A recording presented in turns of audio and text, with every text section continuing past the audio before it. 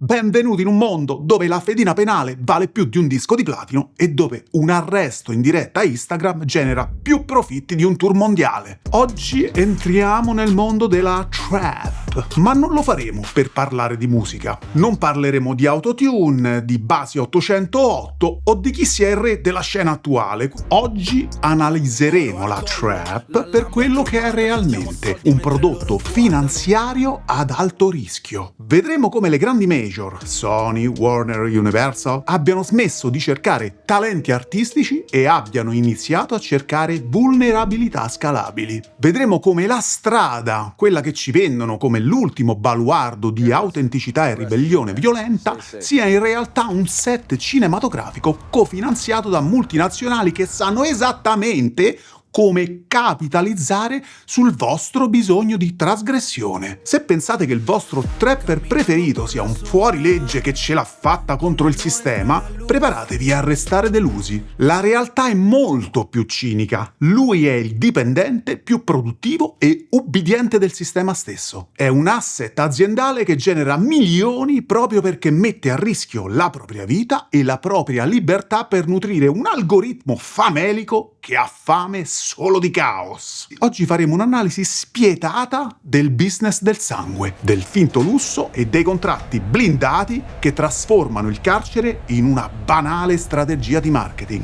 Ciao, sono Filo. In questo format scopriamo chi muove i fili e chi sta pagando il biglietto. Uniamo i punti e tracciamo la nostra rotta.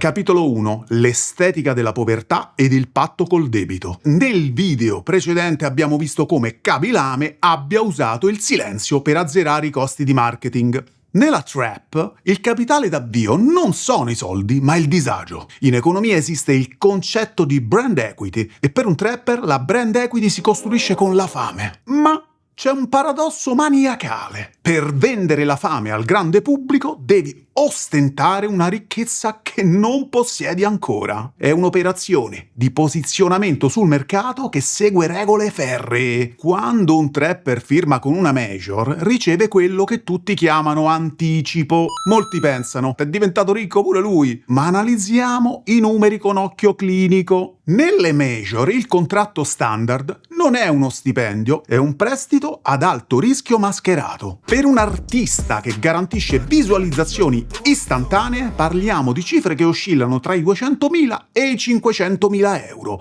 arrivando al milione per i casi più rari. Ma qui entra in gioco la clausola che distrugge la carriera, il recoupment. Questi soldi devono essere recuperati integralmente dall'etichetta prima che l'artista veda un solo euro di royalty. E attenzione, non vengono recuperati solo dai dischi. Le major impongono oggi quasi sempre il cosiddetto 360 deal. Significa che l'etichetta prende una percentuale su tutto. Concerti, merchandising, post sponsorizzati su Instagram, apparizioni in discoteca e persino sul brand di abbigliamento che il trapper decide di fondare. Se l'etichetta prende l'80% e l'artista il 20%, quel 20% non va in tasca al ragazzo, va a scalare il debito iniziale dell'anticipo.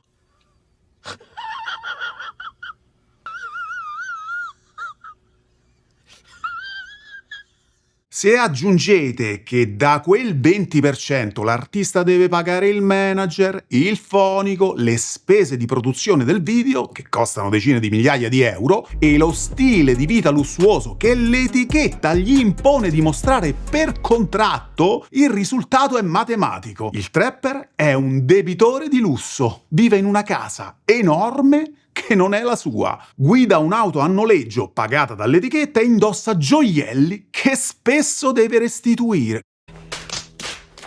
La major ha comprato l'estetica della sua ascesa usando i soldi che l'artista deve ancora guadagnare. Se il disco floppa, il trapper resta indebitato.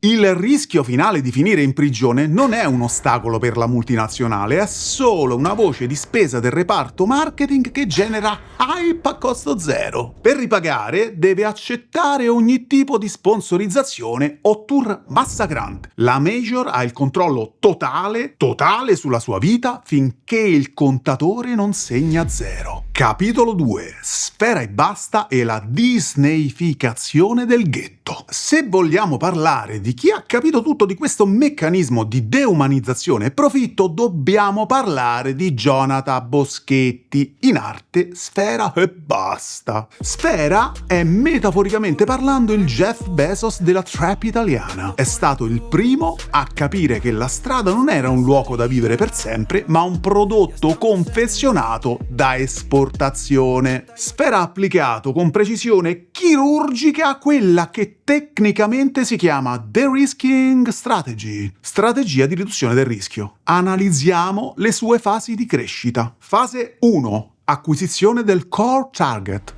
Ha usato il linguaggio crudo, i denti d'oro e l'estetica di Cinisello Balsamo per acquisire la fiducia dei ragazzi di periferia. Doveva essere credibile per la strada. Fase 2. Scalabilità corporate. Una volta ottenuto il monopolio dell'attenzione, ha iniziato la pulizia dell'immagine. Ha inserito melodie pop, ha eliminato i riferimenti troppo espliciti alla criminalità violenta ed è diventato appetibile per i colossi mondiali. Mentre gli altri trapper restavano chiusi nei loro quartieri a fare la guerra tra bande per conquistare 2 metri di marciapiede, un rischio inutile che distrugge il capitale d'immagine e la libertà personale, Sfera ha fondato la BHMG, Billion Heads Music Group. Ha smesso di essere solo un artista ed è diventato un venture capitalist del genere. Ha diversificato il suo portafoglio investendo in ristorazione, moda ed altri artisti. Oggi Sfera Ebbasta incassa molto di più dalle partnership extramusicali, come quelle con giganti del calibro di Adidas e Pepsi, rispetto agli streaming puri. Ha spostato il suo valore su asset sicuri e legali, lasciando il rischio della strada e delle risse a chi non ha ancora capito come funziona il gioco. Sfera è la dimostrazione che nella trap vince chi smette prima di interpretare il gangster e inizia a comportarsi come il CEO di una multinazionale. Ha trasformato il ghetto in un set della Disney, colorato, sicuro per gli sponsor, ma con qualche tocco di pericolo che serve a vendere i biglietti. La fabbrica dei numeri e il costo dell'hype. Per attivare l'algoritmo di Spotify serve una spintina iniziale. Le major non aspettano che il brano piaccia per caso, usano una parte di quell'anticipo di cui parlavamo prima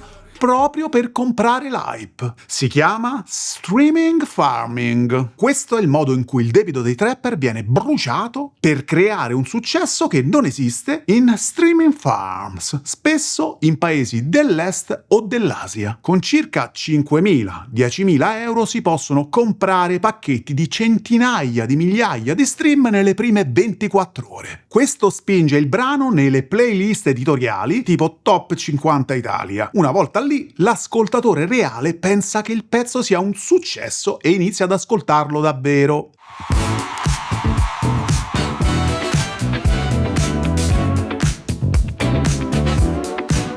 Capitolo 2. Il set a noleggio e le spese di rappresentanza. Gran parte dell'anticipo non finisce sul conto corrente, ma viene trattenuto per le spese di image building. Dettaglio tecnico.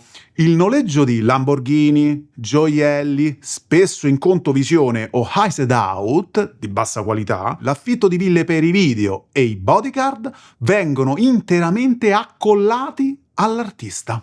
Perché? Il denaro che butto dentro la fontana è suo paese. Si capisce? Questa è la famosa fontana di Trevi. Appartiene alla mia famiglia da molte generazioni. Il paradosso: il trapper spende i soldi che deve ancora restituire per far credere di averne già troppi. È un investimento pubblicitario mascherato da stile di vita. La proprietà intellettuale, i master. La trappola finale. Nella quasi totalità dei contratti major, l'artista non è proprietario dei suoi master. Cosa significa? Anche dopo aver ripagato il debito, l'etichetta continua a possedere la sua musica per decine di anni. Se il trapper sparisce dalla scena, come succede al 90% dei nomi dopo 3 anni, l'etichetta continua a guadagnare dal catalogo mentre lui torna a zero. Capitolo 3. Simba La Ru e il modello di business della galera. Passiamo ora al versante opposto del mercato, quello più crudo. Parliamo di nomi come Simba La Ru o Baby Gang.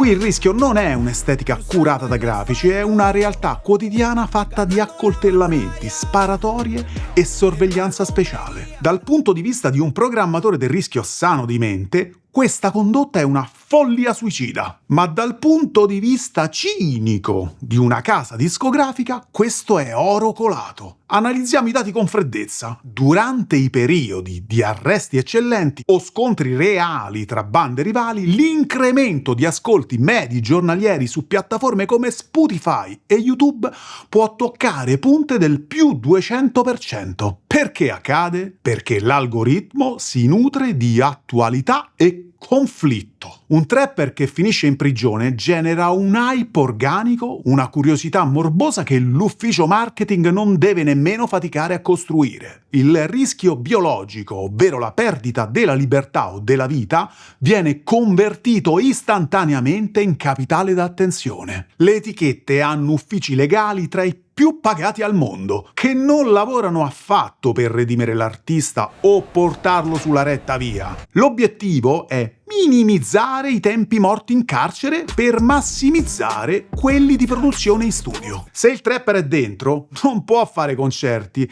e se non fa concerti, la major non incassa la sua percentuale dal 360 GL. Il rischio qui è totalmente asimmetrico. Il trapper rischia la pelle, la salute mentale e 10 anni della propria giovinezza in galera. La major rischia solo una piccola parte dell'anticipo, una cifra che probabilmente ha già recuperato con i primi 2 singoli pubblicati strategicamente proprio mentre il ragazzo veniva portato via in manette. È un sistema parassitario dove il disagio sociale delle periferie viene estratto come se fosse petrolio grezzo. Se un trapper muore o scompare definitivamente nelle pieghe del sistema giudiziario, l'industria non si ferma a piangere.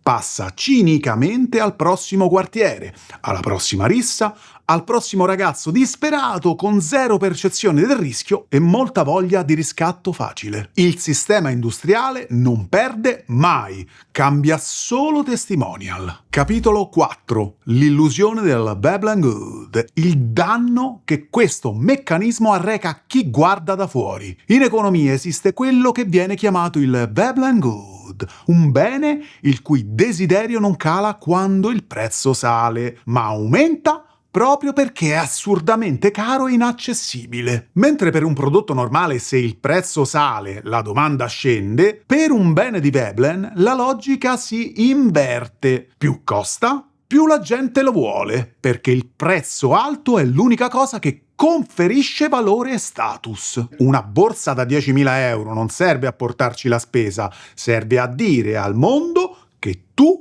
puoi permettertela e gli altri no. La trap ha fatto un salto di qualità atroce. Ha trasformato il trapper stesso in un bene di Veblen. Non vendono più canzoni, vendono l'illusione che l'unica via per essere qualcuno sia l'ostentazione di un lusso cafone, violento e immediato. Se il trapper indossa un orologio da 50.000 euro, non ti sta comunicando il suo talento musicale, ti sta gridando che lui vale perché è costoso. Il trapper esaspera questo concetto diventando lui stesso l'oggetto inaccessibile da bramare. E tu, che lo guardi dal tuo quartiere, inizi a pensare che per valere qualcosa come essere umano devi avere quel prezzo addosso. Ti convincono che se non sei caro, sei invisibile. Proprio come abbiamo visto che Kabilame è l'esca per farvi lavorare gratis sulle piattaforme social,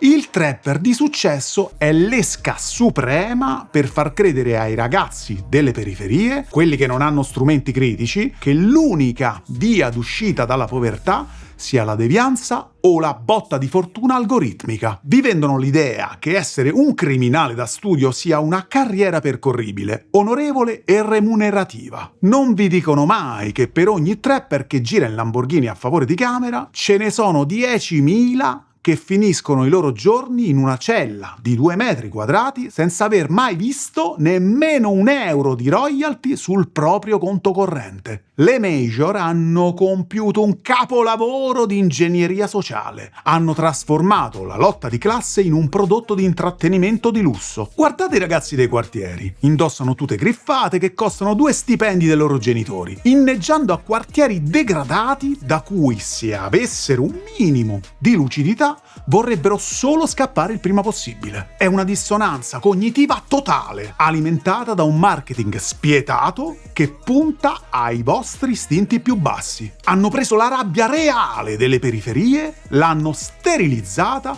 le hanno messo un bit accattivante prodotto con un computer da 500 euro e ve l'hanno rivenduta a 9,99 euro al mese su Spotify. La trap non è la voce della strada, è la strada che viene filmata, editata da professionisti e venduta da chi la strada non l'ha mai vista se non dal finestrino blindato di un'auto blu. Conclusione: la trappola è il nome stesso. Trap in lingua inglese significa letteralmente trappola. È una trappola per chi la fa, convinto di essere un ribelle libero mentre firma contratti capestro che lo obbligano ad essere un personaggio violento ed autodistruttivo per poter vendere qualche copia in più. È una trappola per chi la ascolta, convinto che quella sia l'unica realtà possibile e che il successo passi necessariamente per la sopraffazione degli altri o l'ostentazione del lusso materiale. In queste 2 puntate abbiamo visto come funziona il mondo dei grandi numeri. Abbiamo visto i miliardari protetti da capitali di famiglia e dal silenzio. Abbiamo visto Khaby Lame protetto da un management che lo ha reso un ologramma immortale e incorporeo. Ma nella trap non c'è protezione, c'è solo lo sfruttamento spietato finché la candela brucia forte. Una volta spenta, l'industria non si guarda indietro e passa al prossimo quartiere. Fine della storia. Nella prossima puntata cambieremo totalmente scenario. Parleremo di un rischio ancora più silenzioso, tecnologico e letale, quello di chi affida i risparmi di una vita alla finanza decentralizzata, sperando nel nuovo miracolo digitale. Parleremo della truffa delle cripto e degli NFT. Io sono Filo, cerco di scoprire chi tira i fili di questo Truman Show.